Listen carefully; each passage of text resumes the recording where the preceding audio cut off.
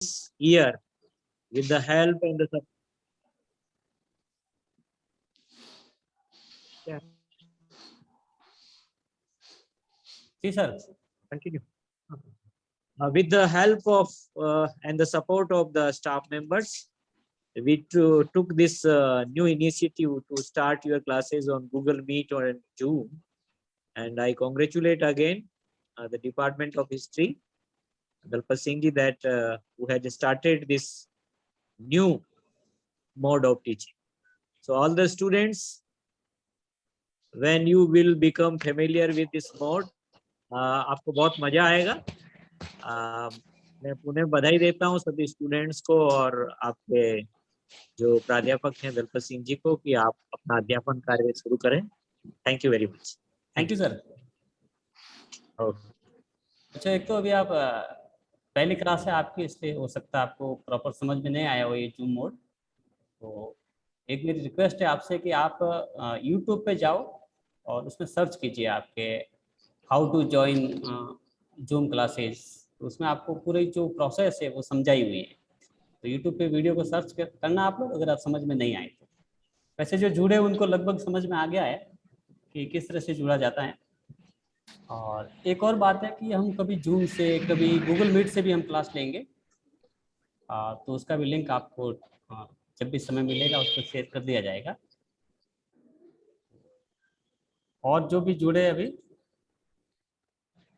ये रवि भार्गव, आपका जो है वो चेहरा दिखाई नहीं दे रहा मुझे. रवि भार्गव, मेरी आवाज़ आ रही है आपको? आपका चेहरा दिखाई नहीं दे रहा. हाँ, अब आ रहा है. अभी किसी को क्वेरी हो तो एक बार पूछ ले. हम आज की पहली क्लास है इसलिए प्रॉपर हम डिस्कस करेंगे इसमें, लेकिन अभी पहली क्लास ही है इसलिए कोई समझ में नहीं आ रहा हो तो आप अपने आप को अनम्यूट करके प्रश्न कर सकते हैं. ये आपके नीचे देखो कि म्यूट और अनम्यूट स्पीकर होगा एक, इसका लोगो, उसको आप जैसे कि बात करनी हो तो अनम्यूट कर दे उसको एक बार. अभी रेड दिखाई दे रहा है क्रॉस किया हुआ, तो उसके ऊपर जब आप क्लिक करोगे तो वो ऑन हो जाएगा, और वापस क्लिक करोगे तो जब क्रॉस आएगा तो वो आपका ऑफ हो जाएगा.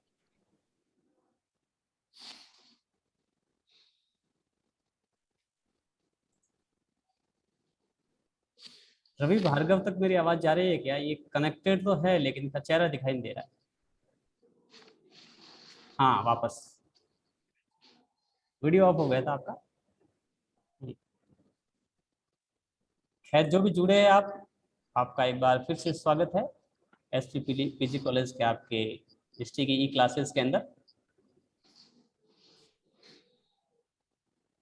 देखिए, आज हमारी ये पहली क्लास है और हम सभी जानते हैं कि कोरोना की वजह से जो आपका गत वर्ष है वो महीने 1.5 महीने क्लास चली होगी. फर्स्ट ईयर की ज़्यादा नहीं चली प्रॉपर क्लास जो मैं कह रहा हूँ.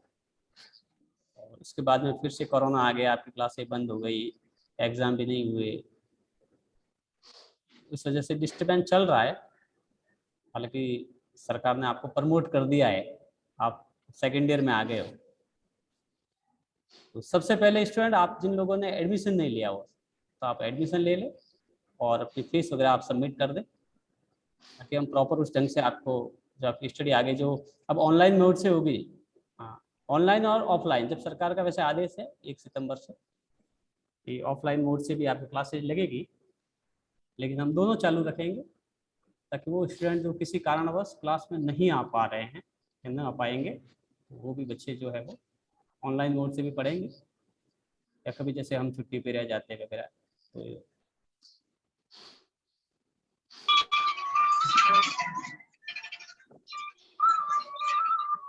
ये आप लोग एक बार अपने आप को कुछ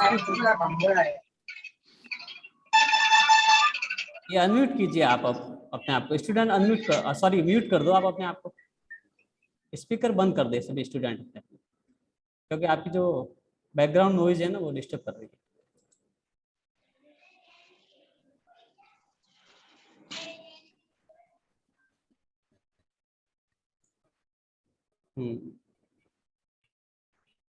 समझ में आ रहा है आपको ये मोड क्या नहीं आ रहा है अभी तक? चलो, आज आपका ये फर्स्ट डे है, तो फर्स्ट डे में आज हम वैसे मैंने आपके जो ग्रुप है व्हाट्सएप ग्रुप, उसके अंदर सिलेबस को आपको अपलोड किया था, सेंड किया था। उसमें फिर से हम एक बार आज जो आपका सिलेबस है एक बार उसके ऊपर देख लेते हैं कि हम फर्स्ट ईयर के बाद में जो आपका सिलेबस वो सिलेबस है वो कौन सा है आपका नया वाला। ये देखिए, मैं इसको थोड़ा छोटा कर देता हूँ शायद आपको आप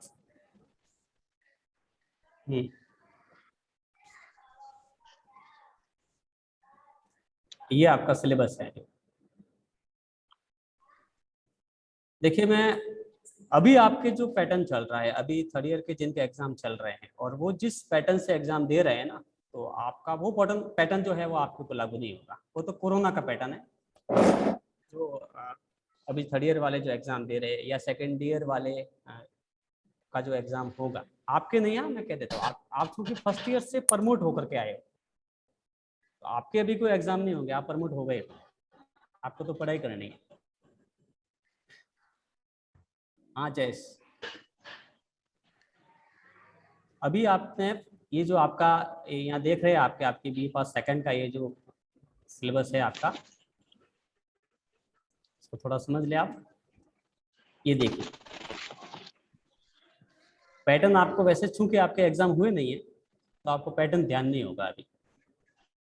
इसमें 3 सेक्शन है, सेक्शन ए, सेक्शन बी और सेक्शन सी। आपके ये पूरा जो paper pattern of question paper, ये जो है आपका बी पार्ट सेकंड का, देखिए यहाँ 19-20 लिखा हुआ है।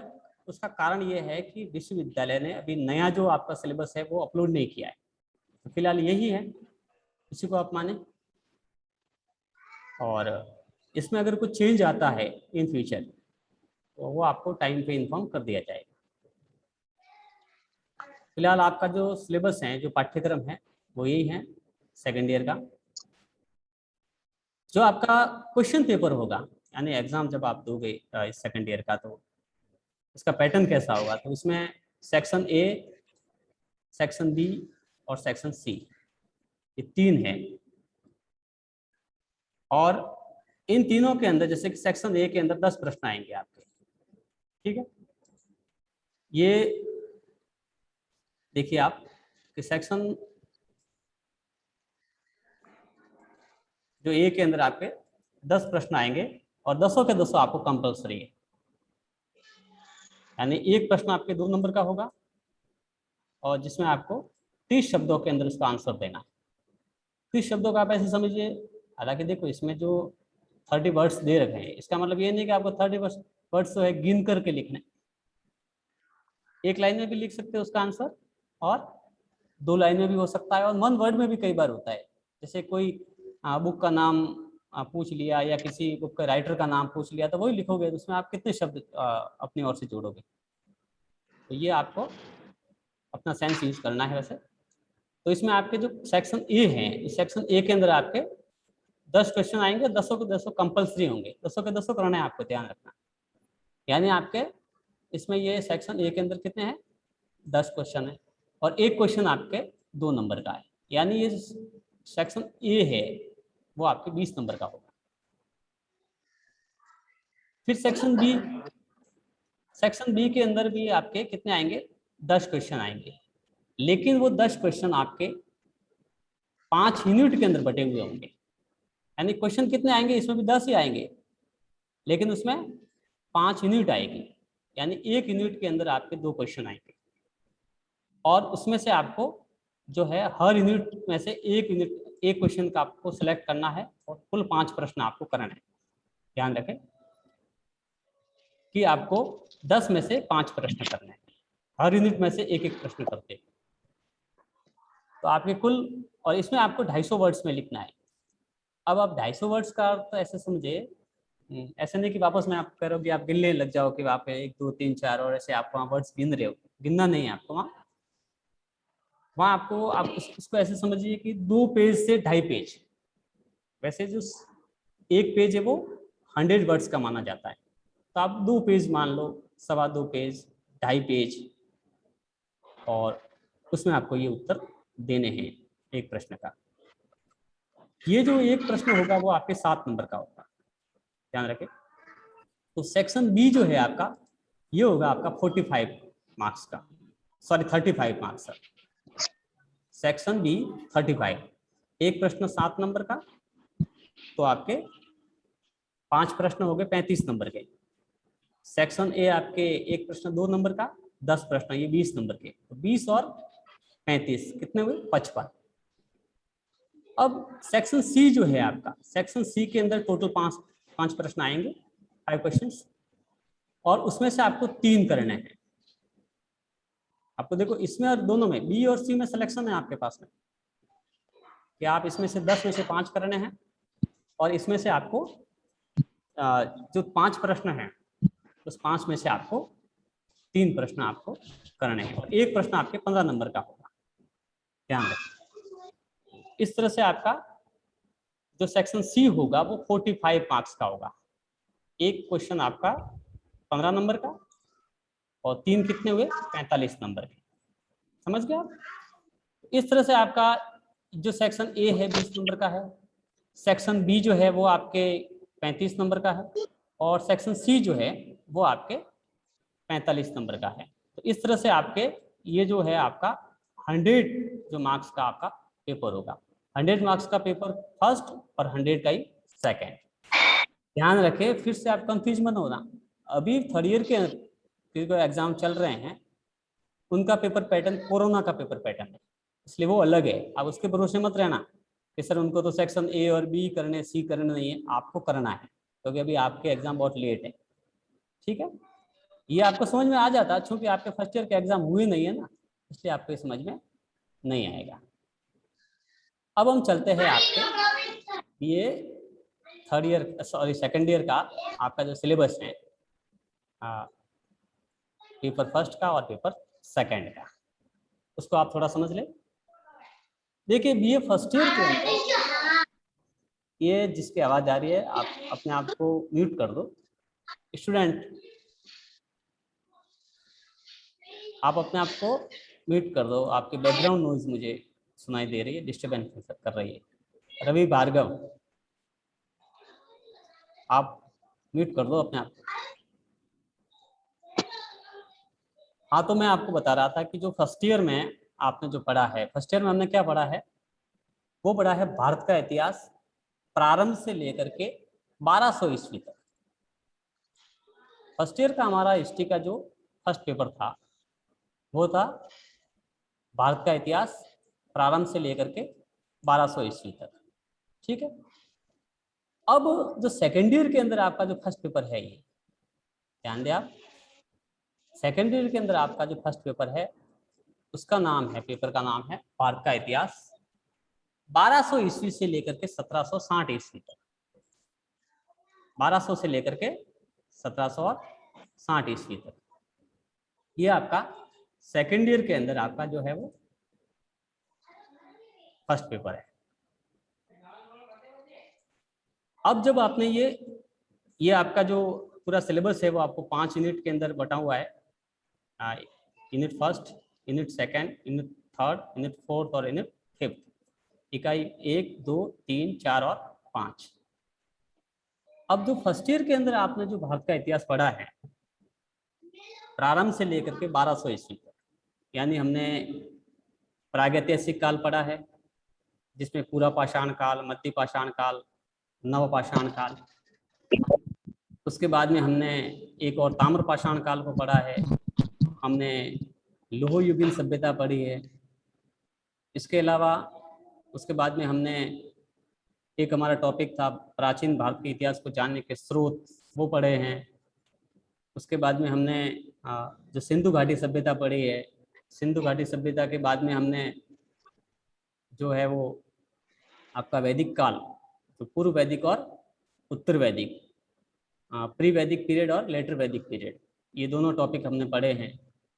वैदिक काल के बाद में हमने महाजनपद के ऊपर, चूंकि आपके महाजनपद सिलेबस में नहीं थे, लेकिन वैदिक काल के बाद में जिसको हम एक तृतीय शहरीकरण जिसको कहते हैं भारत के अंदर, तो महाजनपद काल आया। और हमने संक्षिप्त में पढ़ा था कि 16 महाजनपद थे। उन 16 महाजनपदों में से एक महाजनपद जो मगध है वो उभर करके सामने आया था। और मगध पर मुख्य रूप से पहला राजवंश हर्यक वंश था, दूसरा शिशुनाग वंश था, और तीसरा जो था वो नंद वंश। इन 3 वंशों ने शासन किया प्रारंभ के अंदर। और फिर हम सभी जानते हैं कि हमने जैसे पढ़ा था कि नंद वंश के अंतिम शासक घनानंद को हरा करके या उसकी हत्या करके चंद्रगुप्त मौर्य ने मगध में जिस नए राजवंश की नींव रखी थी उसको हमने इतिहासकारों ने जो नाम दिया है वो है मौर्य राजवंश। तो मौर्य राजवंश के अंदर हमने चंद्रगुप्त मौर्य को पढ़ा था। उसके बाद में जो है हमने सम्राट अशोक को पढ़ा है। सम्राट अशोक, और इसके बीच में हमने जैसे कि सेल्यूकस के आक्रमण हैं, सिकंदर के आक्रमणों का भी हमने जिक्र किया था कि ये विदेशी जो यूनानी आक्रमण होते हैं हमारे देश के अंदर। फिर हमने जो है वो अशोक को पढ़ा है, और अशोक के विशेष रूप से अशोक का जो धम्म है कि किस तरह से वो अपने शिलालेखों के माध्यम से जो अपने धर्म का संदेश है, क्योंकि अशोक इतिहास में उसकी 2 घटनाओं के लिए याद किया जाता है। एक तो उसका कलिंग का युद्ध, जो हमें उसका 13वां शिलालेख जो है वो हमें इस बात की जानकारी देता है कि अशोक ने अपने राज्याभिषेक के 8 वर्ष बाद जो है वो कलिंग पर आक्रमण किया था। तो वो 261 नियर अबाउट जो है 269 में उसका जो है ईसा पूर्व में उसका राज्यारोहण हुआ था। वैसे इसके पिता की मृत्यु तो 273 ईसा पूर्व में हो गई थी, हमने पढ़ा था, लेकिन उसके 4 वर्ष जो है उसको गद्दी को स्थायी करने में उसको लग गए थे, ये हमने पढ़ा था। तो 4 वर्ष का जो काल है उसका वो सत्ता को स्थापित करने के लिए संघर्ष का काल माना जाता है। उसके बाद में हमने जो ये पढ़ा था कि जो उसने कलिंग की लड़ाई लड़ी, और कलिंग के बाद में उसका हृदय द्रवित कैसे हो जाता है इस हिंसा पर, और उसके बाद में वो युद्ध घोष के स्थान पर यानी भेरी घोष के स्थान पर धम्म घोष की स्थापना करता है। और उसका संदेश जो है वो अपने शिलालेखों के माध्यम से, अपने अभिलेखों के माध्यम से किस तरह से संसार में देने का प्रयत्न करता है। तो ये हमने पढ़ा था। तो अशोक का जो टॉपिक था उसमें आपका अशोक का धम्म और कलिंग का युद्ध। फिर धीरे धीरे अशोक की मृत्यु जब हो जाती है 235 ईसा पूर्व के इर्द गिर्द, फिर उसके ठीक 50 वर्ष बाद हमने पढ़ा था कि तत्कालीन जो मौर्य सम्राट होता है ब्रदर्थ, तो ब्रदर्थ की हत्या करके पुष्यमित्र शुंग जो है एक शुंग राजवंश का शासक, वो गद्दी पर बैठता है, और भारत के इतिहास में एक नए राजवंश की स्थापना होती है जिसको हम शुंग राजवंश कहते हैं। तो अब बौद्धों के बाद में फिर वापस एक ब्राह्मण साम्राज्य जो है वो जिसको वैदिक साम्राज्य जिसको हम कह सकते हैं स्थापित होता है। अब हम यहाँ इसके कारणों परिणामों पर नहीं जाएंगे। इसके अलावा कर्ण वंश है, कुषाण है, कनिष्क, क्योंकि जो कनिष्क के बारे में हमने पढ़ा था कि ये विदेशी था, चीन के यूची कबीले से ये आया था, और किस तरह से उसने भारत में अपनी सत्ता को स्थापित किया था। तो ये हमने कुषाण काल के बाद, और कुषाण काल के बाद में फिर हम आगे बढ़ते हैं तो गुप्त काल आया था, और गुप्त राजवंश की स्थापना। आप सभी जानते हैं कि हमारे देश में एक शब्द चलता है कि भारत एक समय सोने की चिड़िया थी। सोने की चिड़िया का मतलब ये नहीं था कि कोई ये पक्षी जो होती है चिड़िया वो कोई गोल्ड की हुआ करती थी। उसका सीधा सा अर्थ है कि वहाँ की जो जनता थी उस दौर की वो कितनी प्रॉस्पेरिटी उसमें थी, समृद्ध जिसको कहते हैं, संपन्नता जिसको कहते हैं, उनकी हर तरह की सुख सुविधाएं और खुशहाल जीवन जिसको हम कहते हैं संस्कृत में, इस तरह से लोग थे। तो वो जो काल है वो गुप्त काल माना जाता है। उस दौर में कला, साहित्य, विज्ञान, तकनीक सभी क्षेत्रों में एक उन्नति, और भारत में जो मंदिर निर्माण की जो कला है वो भी उस दौर में शुरू हुई है। इससे पहले हमें मंदिरों के अवशेष नहीं मिलते हैं। हमने सिंधु घाटी की खुदाई आप देख लो, कई मंदिर के अवशेष नहीं मिले हमें।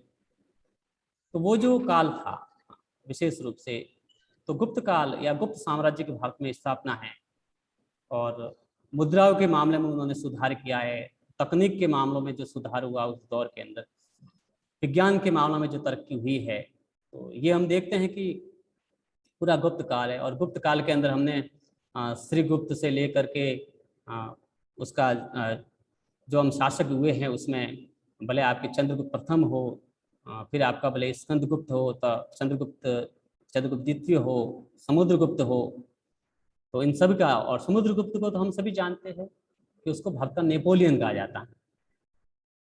अब नेपोलियन कहने के पीछे जो इतिहासकारों का, और ये शब्द प्रयुक्त किया था बीए स्मिथ।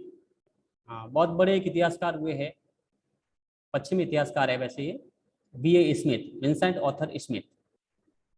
और उन्होंने अपने शोध के अंदर ये पाया कि जो समुद्रगुप्त था उसने अपनी विजयों के द्वारा किस तरह से भारत के किन किन प्रदेशों को विजित किया था। भले वो उत्तर भारत की विजय हो, भले वो मध्यवर्ती भारत की विजय हो, आठवीं राज्यों की विजय हो, या दक्षिणी भारत की जो विजय है, और वो उसकी सफल विजय मानी जाती है। और इसीलिए उसको बीए स्मिथ ने भारत का नेपोलियन कहा। इसके अलावा स्कंदगुप्त, जिन्होंने हुनों से मुकाबला किया। हुन एक बर्बर जाति थी ये, और उस दौर में बहुत हमले होते थे हुनों पे। तो ये जो पूरा गुप्त काल है आपका, विशेष रूप से जो साम्राज्य विस्तार की दृष्टि से और साहित्यिक उन्नति की दृष्टि से, आपकी वैज्ञानिक उन्नति की दृष्टि से, और सभी तरह से एक संपन्न काल जो है वो माना जाता था, यानी कला, साहित्य, विज्ञान, तकनीक सभी में। और इसलिए प्राचीन भारत के अंदर वो जो काल है हमारा गुप्त काल, और उसी को कहते हैं भारत का स्वर्ण काल, जिसको हम भारत का स्वर्ण काल बोलते हैं, वो स्वर्ण काल वही था। उसके बाद में गुप्तों के पतन के बाद में एक बार फिर से सत्ता मगध से हट करके हम जानते हैं कि वर्धन राजवंश। देखिए, ये मैं आपको भूमिका समझा रहा हूँ आज, उसके बाद में हम जो आगे पढ़ेंगे, ताकि आप पहले क्या हुआ था, इससे पहले इतिहास के अंदर किन घटनाएं का योगदान रहा है आगे की घटनाओं को बनाने के लिए, तो उसको थोड़ा समझ ले हम, इसलिए मैं आपको ये बता रहा हूँ। ठीक है, हालांकि ये फर्स्ट ईयर के टॉपिक है, लेकिन चूंकि आप बराबर पढ़ नहीं पाए थे और हम भी पढ़ा नहीं पाए कोरोना की वजह से, तो उस हिसाब से मैं आपको केवल एक रिकेप हम कर रहे हैं उसका। तो फिर गुप्त काल के बाद में हमने देखा कि कन्नौज की गद्दी के लिए जो संघर्ष होता है, हर्षवर्धन की जो है, हर्षवर्धन अपने साम्राज्य की स्थापना करता है वहां पर, वर्धन राजवंश। और उसी के इसमें हैंसांग भारत की यात्रा पर आता है, चीनी यात्री हम सभी जानते हैं, सीयू की उसने ग्रंथ लिखा था। तो वो वर्धन राजवंश की स्थापना, और वर्धन राजवंश का जो पतन हो जाता है 7वीं शताब्दी के अंदर। तो 7वीं शताब्दी के अंदर जब वर्धन राजवंश का पतन हो जाता है, और कन्नौज, क्योंकि अब साम्राज्य की जो धुरी है देश के अंदर, वो मगध से खिसक करके कहाँ चली गई है, वो गई है अब कन्नौज में। ध्यान रखिए, पहले हमारे शुरुआत में तो मगध थी, और मगध से खिसक करके सत्ता की जो धुरी है, सत्ता का जो केंद्र है, वो कन्नौज चला गया है।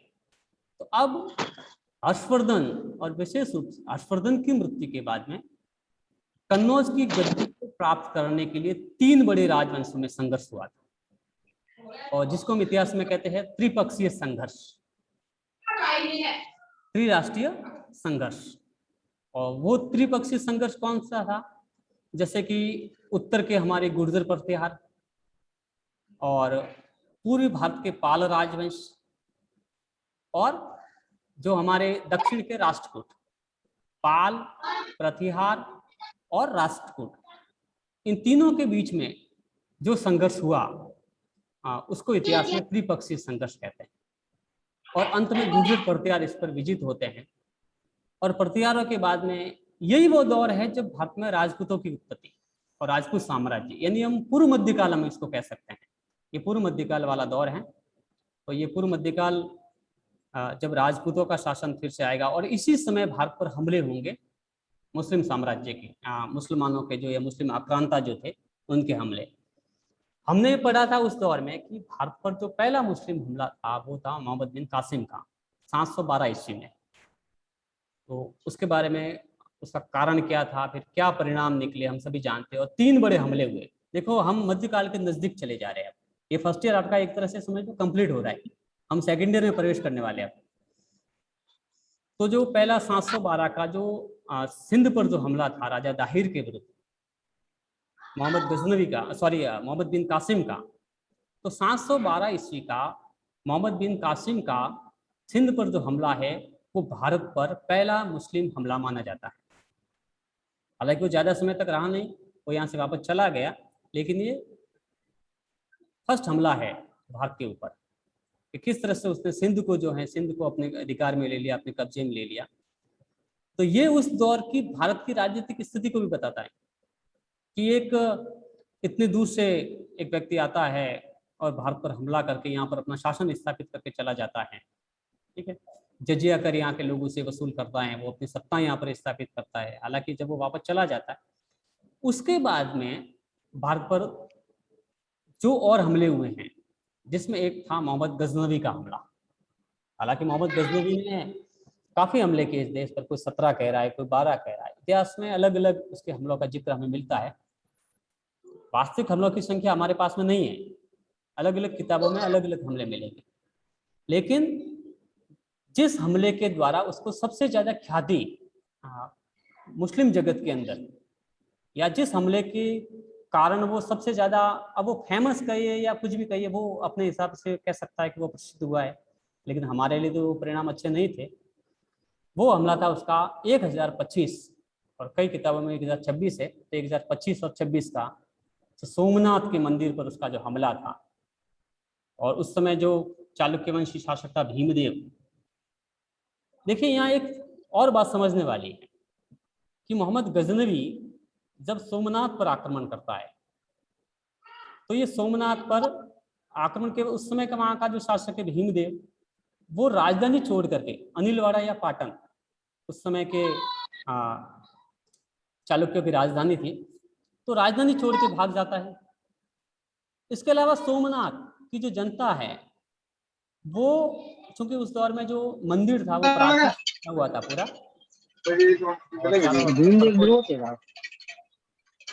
अनम्यूट सॉरी म्यूट कर दो आप लोग, आपकी बैकग्राउंड न्यूज आ रही है,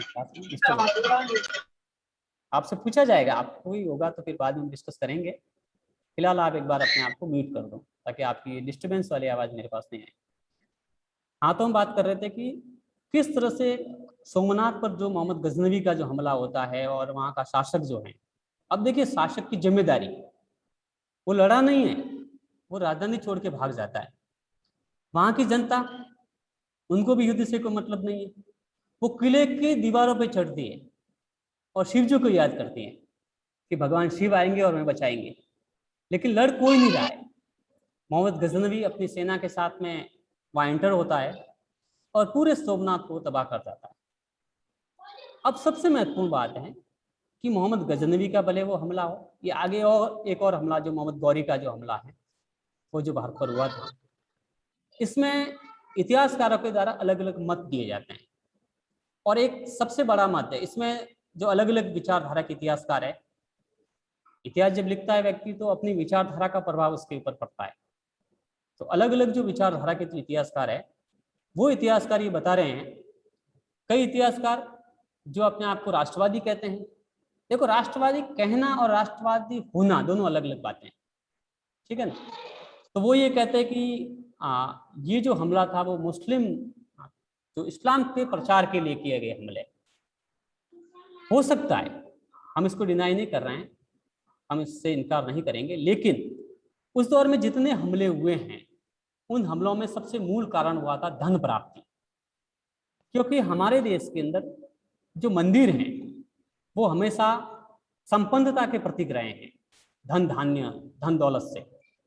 आज भी हम मंदिरों में, आप देख लो हमारे मंदिरों में चढ़ावे के रूप में, दान के रूप में कितनी धनराशि जो है वो सोना चांदी वगैरह जो है मंदिरों में भेंट किए जाते हैं। तो मंदिर हमारे समृद्धि के प्रतीक हुआ करते थे और इसलिए लूटपाट होती थी। आज भी मंदिरों में लूटपाट होती है, चोरियां होती है, आप लोगों ने देखा होगा। तो इसका मतलब थोड़ी है कि वो कोई अपने धर्म को फैलाने के लिए वो हमले कर रहे हैं। चोर लुटेरों का अपना कोई धर्म नहीं होता है, ये हमें समझना होगा। धन प्राप्ति उनका मुख्य उद्देश्य था। तो सोमनाथ पर हमले के बाद में या मोहम्मद गजनवी के हमले के बाद में भारत पर आगे जो बड़ा हमला हुआ है और उसने भारत की पूरी दशा और दिशा दोनों बदल दी, वो हमला था हमारा मोहम्मद गौरी का हमला। मोहम्मद गौरी ने भारत पर जो हमले किए हैं, उसके भी हमलों के जो संख्या है वो अलग अलग इतिहास में अलग अलग दिखाई जाती है। लेकिन ऐसे ये समझ ले हम कि जैसे 1178 का जो उसका आबू के युद्ध में उसको पराजित कर दिया था तत्कालीन शासक मूलराज ने, जो भारत में मोहम्मद गौरी की पहली पराजय थी। लेकिन जिन हमलों की वजह से मोहम्मद गौरी ज्यादा प्रसिद्ध हुआ, क्योंकि उस दौर का जो हमारा राजनीतिक परिप्रेक्ष्य है, पूरा राजनीतिक ढांचा है हमारे देश का, तो हम सभी जानते हैं कि अजमेर पर पृथ्वीराज चौहान का जो शासन है और एक लंबा चौड़ा साम्राज्य उसका, तो दो बड़े आक्रमण उसका हम यहाँ जिक्र करेंगे। वो था तराइन का प्रथम युद्ध, वो था 1191 के अंदर, और दूसरा था तराइन का द्वितीय युद्ध 1192 के अंदर। तो 1191 ईस्वी के अंदर जो युद्ध हुआ तराइन का प्रथम युद्ध, उसमें मोहम्मद गौरी पराजित हो जाता है। पराजित होने के बाद वो वापस जाता है अपने देश, लेकिन वो पराजय सहन नहीं करता है और एक नई शक्ति के साथ में, नई तैयारी के साथ में वो वापस भारत में आता है और 1192 के अंदर 1192 के अंदर वो पृथ्वीराज चौहान को पराजित करता है और भारत के अंदर एक नए साम्राज्य की जो नींव रखी जाती है। और वहीं से आपका जो है वो ये जिसको हम कहते हैं ना मध्यकाल, ध्यान रखें ये भारत का इतिहास 1200 से लेकर के 1760 लिखा हुआ है। कहीं कहीं आपको ये 1200 की जगह 1206 भी मिलेंगी। तो 1192 के अंदर पृथ्वीराज चौहान का पराजित होना, मोहम्मद गौरी का विजित होना भारत में एक नए साम्राज्य की स्थापना की ओर संकेत करता है। मोहम्मद गौरी तो यहाँ से चला जाता है, लेकिन भारत में वो अपना एक कमांडर नियुक्त करके जाता है जिसका नाम था कुतुबुद्दीन ऐबक। एक बार हम देखो, अब हम सेकेंड ईयर में प्रवेश कर गए हैं। हमने पूरा पाषाण काल से आरंभ किया था और वहां से चलते चलते हम कहाँ पहुंचे हैं, मोहम्मद गौरी। हमने तराइन का द्वितीय युद्ध जो है वो लड़ लिया है और अब जो है हम कहाँ आ गए हैं, वो भारत में एक नए साम्राज्य की स्थापना की दिशा में आ गए हैं। तो भारत में एक नया साम्राज्य जिसको कहते हैं, और वो कुतुबुद्दीन ऐबक के द्वारा स्थापित होगा। कुतुबुद्दीन ऐबक ये तो चला जाता है वैसे मोहम्मद गौरी, और भारत में जिस नए साम्राज्य की वो नींव रखता है उसको गुलाम वंश के नाम से जाना जाता है। देखिए ये इसमें 45 मिनट्स का ही 40 से 45 मिनट्स का ही टाइम जो हमारी एक लिमिट्स हैं वो लगभग अब कंप्लीट होने को आएगी। ये अब आप अपने आप को फिर से अनम्यूट कर लो सभी स्टूडेंट्स, अपने आप को अनम्यूट कर ले एक बार और आप लोग बात कर सकते हैं। हम आगे बढ़ेंगे, कल भी बढ़ेंगे, ऐसा नहीं है। ये आज तो हमारा शुभारंभ हुआ है, श्रावण का सोमवार है ये, तो हमने स्टार्ट कर दिया है। आगे हम ये आपका जो भारत का इतिहास है 1200 लेकर 1760 तक का, उसको हम पढ़ेंगे। तो ये अभी हमारे पास चूंकि टाइम खत्म हो जाएगा इसलिए हम इसको यही रोकते हैं। आगे जो है हम इसको नए सिरे से जो है कल टॉपिक वाइज थोड़ा देखेंगे उसको। तो अभी आप हाँ हाँ बोलिए।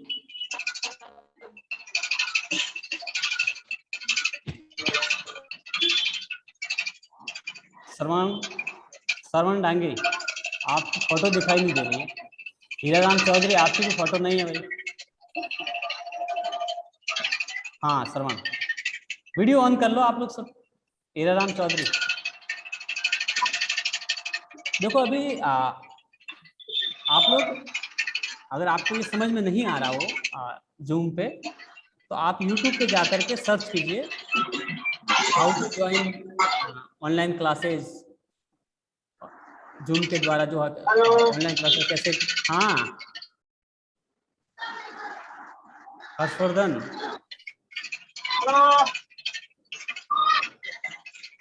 रवि भार्गव, रवि आपकी आवाज, आपका फोटो नहीं दिख रहा है। हाँ वापस, हाँ भाई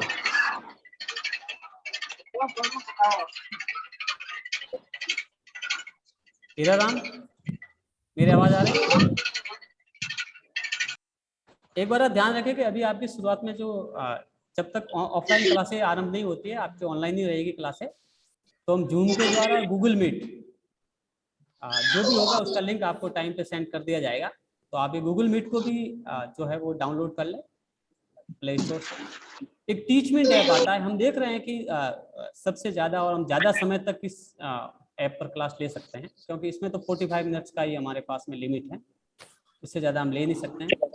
उसके बाद में पेड वर्जन में चला जाता है, क्योंकि जूम जो है 45 मिनट्स या 40 से ज़्यादा हमें इजाज़त नहीं देता है। तो हम गूगल पे देखेंगे गूगल कितनी इजाज़त देता है हमें। हाँ, आपने जो ये इंस्टॉल किया है ना जूम, तो उसकी सेटिंग में जाइए और जैसे आप सभी के किसी के जैसे ये ओप्पो A57 देखो ये सिर्फ वो हमें शो हो रहा है, आप अपना नाम भी नीचे लिख सकते हैं ताकि आपका नाम मुझे शो हो उसके अंदर। उसकी सेटिंग में जाकर के चेंज करना आप, ठीक है। और समझ में नहीं आया तो यूट्यूब पढ़ा है पूरा, सर्च करो कैसे यूज़ किया जाता है जूम को, कैसे यूज़ किया जाता है गूगल मीट को, तभी अपने आप समझ में आ जाएगा। पहली मीटिंग है ये, तो आप लोग जुड़े हैं, आप सभी का बहुत बहुत धन्यवाद है। और हम इसके द्वारा आगे पढ़ाई करेंगे। और आज क्योंकि पहली क्लास थी इसलिए आपको बैकग्राउंड समझाया है कि हमने फर्स्ट ईयर में क्या पढ़ा है। हालांकि फर्स्ट ईयर में हम पूरा पढ़ नहीं पाए थे, आप भी जानते हैं हम भी जानते हैं, कोरोना की वजह से और कुछ डिस्टर्बेंस हो सकता है। अगर कोई समस्या होगी तो उसका समाधान किया जाएगा। हालांकि भाई देखो टेक्निकल मामला है पूरा। हाँ, तो कुछ बोलना है क्या? अब हमारे पास टाइम नहीं है भाई, 2-4 मिनट और रहे हैं। गूगल ये जूम कभी भी क्विट कर सकता है या हमें बंद कर सकता है बात करने से।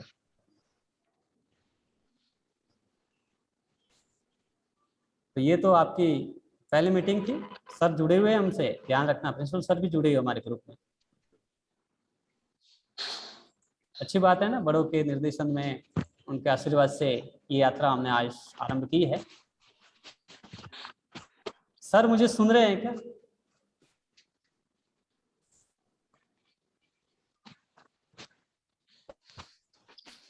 शायद प्रिंसिपल सर नहीं है, लीव हो गए वो। खैर, आप लोग ये जो सिलेबस आपको भेजा गया उसको आप लोग आपके पास में है, वैसे मैंने ग्रुप में भेजा है, उसको आप थोड़ा देख ले एक बार। और उसके बाद में उसी के हिसाब से हम टॉपिक वाइज जो है वो स्टडी करेंगे आगे आपके। तो टॉपिक वाइज एक एक टॉपिक है आपका फर्स्ट ईयर से आगे, हम स्रोतों के द्वारा है, भारत में जो नया राजवंश है, तो एक टॉपिक लेंगे हम। तो उसके पीडीएफ के द्वारा या पीपीटी जो भी होगा, जो सुविधा अनुसार होगा उसके द्वारा हम आपको पढ़ाएंगे। आपके अगर कोई प्रश्न होता है तो वो आप मुझे मैसेज कर सकते हैं, उसका हम डिस्कस उसमें करेंगे, क्योंकि इसमें हमारे पास टाइम की लिमिट होती है। अगर आपका कोई ऐसा क्वेश्चन है जिसका समाधान आप चाहते हो तो आप जो व्हाट्सएप नंबर है उस व्हाट्सएप नंबर पे सेंड कर दे, ताकि हम उस टॉपिक पे डिस्कस करें। अगर आपको कोई समस्या आ रही, एक बार फिर से कह देता हूँ, जिसने एडमिशन नहीं लिया है वो एडमिशन ले ले आकर और अपनी फीस जमा करा ले, ताकि आसानी रहेगी। और जो स्टूडेंट नहीं जुड़ पाए हैं, आज नहीं जुड़े हैं, आज तो मालूम है सोमवार है तो भी घूम रहे होंगे मंदिरों में, लेकिन अच्छी बात है कि आप लोग इतने जुड़े हैं। हाँ सर, हाँ बोलो। Sir admission last date? देखो वैसे तो डेट तो हमारी आपको ध्यान है चल ही रही है। अब चूंकि आप रेगुलर स्टूडेंट हो तो आ जाओ, आप फॉर्म ले लो, जमा करा दो और फीस जो इंस्टॉलमेंट है एक जमा करा दो। आप प्रमोट हो गए, अब आप किसका इंतजार कर रहे हो? आपका तो कोई एग्जाम होगा नहीं अब पढ़ाई के लिए ध्यान दो आप, क्योंकि अब आपका सेकेंड ईयर है और जीवन का बहुत ही महत्वपूर्ण जो है ये क्षण होता है, ध्यान रखें आप लोग। तो हमारा समय जो है वो पूरा होने जा रहा है, तो आप सभी का बहुत बहुत धन्यवाद कि आप लोग जुड़े। और मैं शाम तक या कल सुबह अर्ली इन द मॉर्निंग में लिंक भेज दूंगा वापस। मीटिंग ये हमारी क्लास कब लगेगी, कल कितने बजे हैं, तो आप सभी का फिर से धन्यवाद। आप अपना स्वास्थ्य का ख्याल रखें, अपने परिवार का ख्याल रखें। कोरोना अभी गया नहीं है, ध्यान रखना। ऐसा नहीं कि लापरवाह होकर घूमो आप। सारे वैज्ञानिक विश्व में कह रहे हैं थर्ड वेव आ रही है, लेकिन खुश मत होना कि थर्ड वेव आए तो पढ़ाई नहीं करनी है आपको। नुकसान हो रहा है हमें ये सब, हम पीछे रह रहे हैं दौड़ से, कंपटीशन में इस दौड़ से हम पीछे रह रहे हैं। ठीक है भाई। हाँ श्रवण नमस्ते। फिर मिलेंगे हम कल, मैं आपको भेज दूंगा लिंक जो है तो आप एक बार देख ले, और लोग स्टूडेंट्स को भी आप बोल देना कि वो लोग ज्वाइन करें उसको। ठीक है, नमस्कार।